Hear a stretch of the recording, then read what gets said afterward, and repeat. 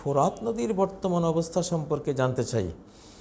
ফোরাত নদী এটা আসলে একটি বিখ্যাত হাদিসের কারণে প্রশ্নটি করেছেন, ইউশিকু আন ইয়াহসির আল ফোরাত আন জাবালিন মিন জাহাব।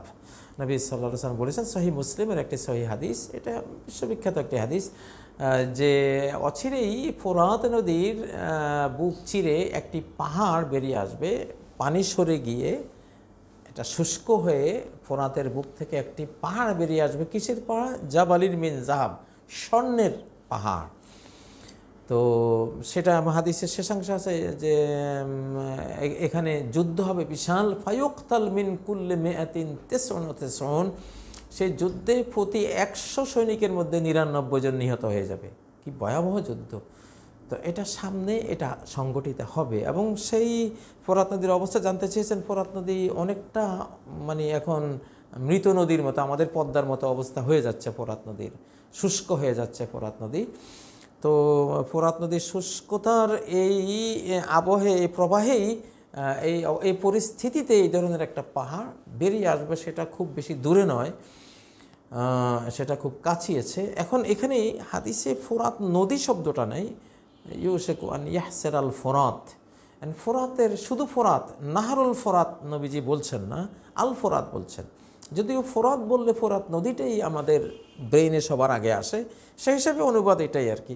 কিন্তু ফোরাতের যেটা স্বাভাবিক অর্থ মিষ্টি পানি, ফোরাত মানে মিষ্টি পানি। ওয়াসকাইনাকুম মান ফোরাতা, তোমাদেরকে আমি মিঠা পানি পান করিয়েছি। কোরআনে বহু জায়গায় আল্লাহ তাআলা মা আন ফোরাতার কথা বলেছেন। তো যখন যেমন সূরা আল ফুরকানের মধ্যেও এই মা এ ফোরাতের কথা আল্লাহ বলেছেন, তোমাদেরকে আমি মিষ্টি পানি পান করিয়েছি সেখান থেকে। তো যেমন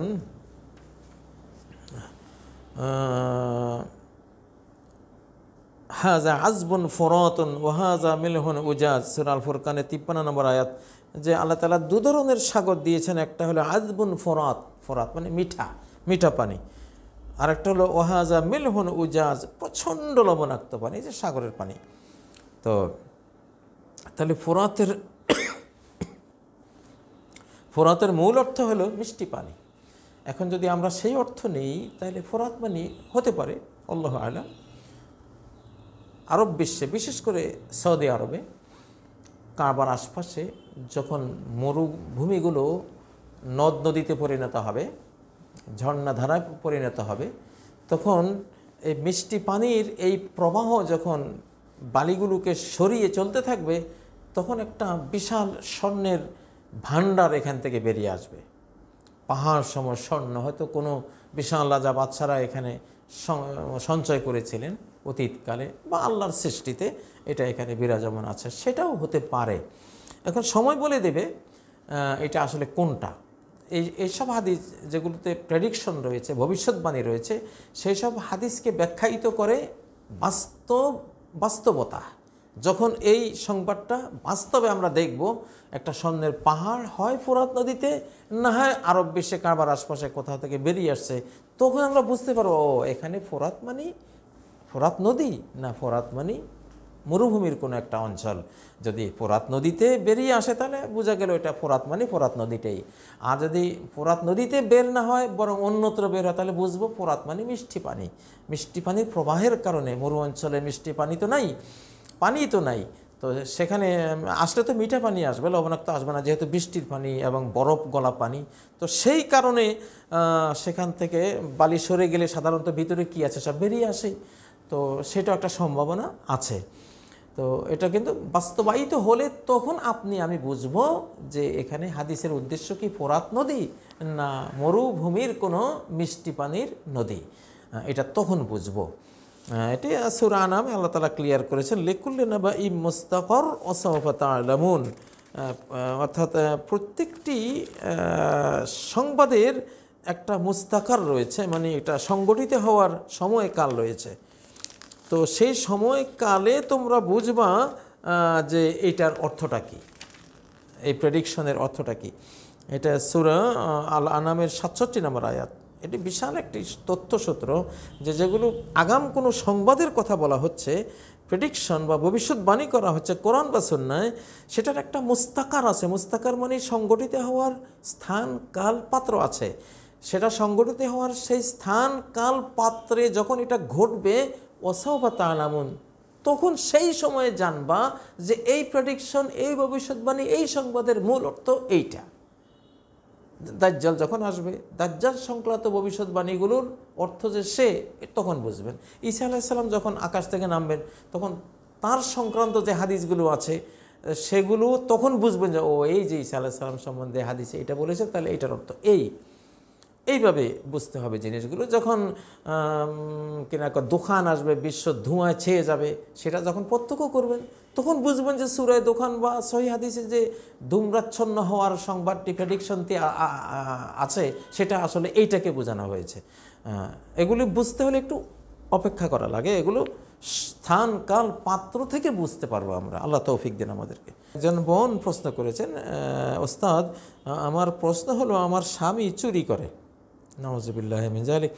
আমি তাকে ভালো হতে বলি, কিন্তু সে ভালো হয় না, আমি তারটা খাই, এখন কি আমার গুনাহ হবে? ভাই, আমরা তো চোরের খনিপ্রাপ্ত দেশ না। আমাদের যিনি প্রথম এই দেশের প্রেসিডেন্ট হয়েছিলেন, তিনি বলেছেন যে আমি চোরের খনি পেয়েছি।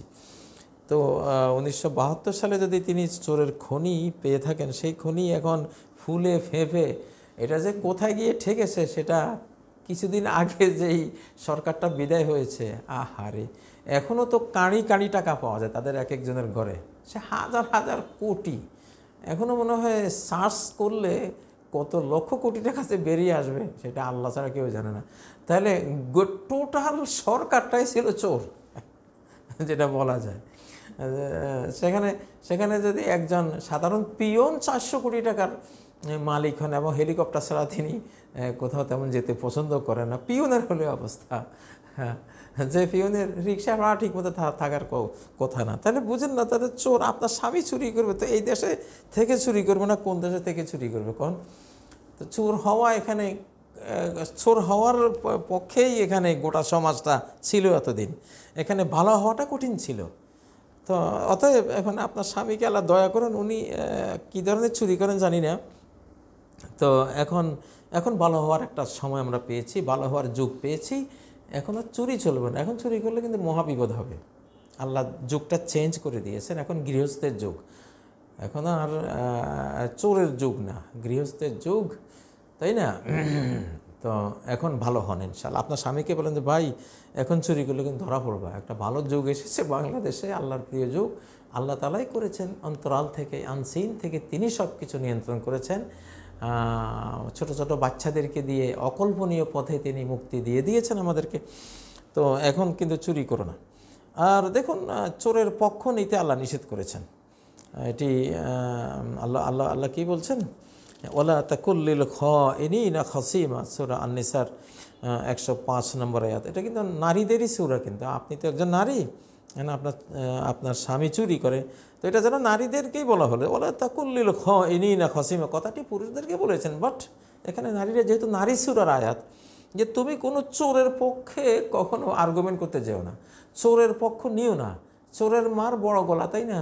চোরের বউয়ের বড় গলা কিনা আমি জানি না, তো চোরের মায়ের বড় গলায় কথাটা তো আছে। তো আপনি, আপনার স্বামী চুরি করে, কিন্তু আপনি মাশাআল্লাহ আলহামদুলিল্লাহ, আপনাকে দোয়া করতে ইচ্ছা হয়, আপনি আপনার স্বামীর পক্ষ নেননি, তো পক্ষ নেবেনও না কোনো সময়, তাহলে আপনি আখিরাতে ঠেকে যাবেন। তাহলে আপনি এক চূর্ণী হয়ে যাবেন আপনি, এবং আপনার স্বামীর কারণে আপনিও চোরের খাতায় নাম লিখিয়ে ফেলবেন যদি তার পক্ষ নেন। এখন আপনি যেটা নিয়েছেন, তার বিপক্ষ নিয়েছেন, এটা ভালো, আপনি মুক্তি পাবেন ইনশাআল্লাহ। এখন এখানে আপনার জন্য মাসালা হলো, যেহেতু তার উপরে আপনাকে হালাল বৈধ রুজি থেকে খাওয়ানো ফরজ, ওয়ালাল মাউলুদ লাহু রিজকুহুন্না, বাবা যে সংসারের, নারীদের রিজিক, মায়েদের রিজিক তার উপরে ফরজ।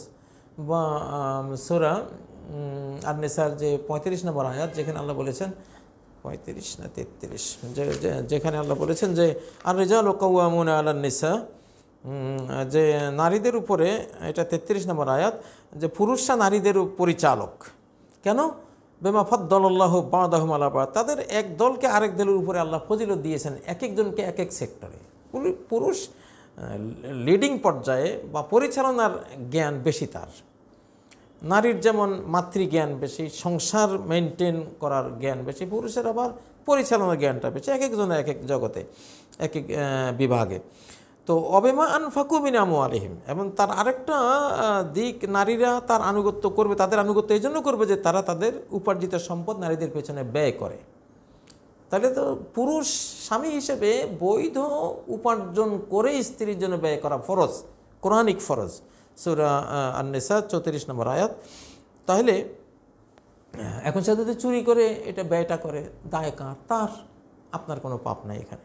আপনি স্ত্রী হিসাবে আপনি তাকে নিষেধ করতে থাকেন, সে তারপরে চুরি করলে তার পাপ হবে।